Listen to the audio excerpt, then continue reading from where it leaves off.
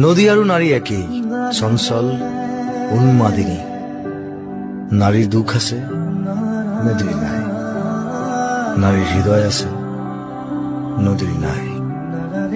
তথাপিও এগৰাকী নাৰীয়ে নিজক নদীৰ লগত তুলনা কৰে।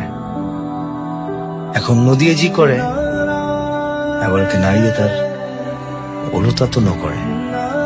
কেৱল গৈ থাকে সন্মুখলৈ, নতুনৰ পৰা নতুনলৈ।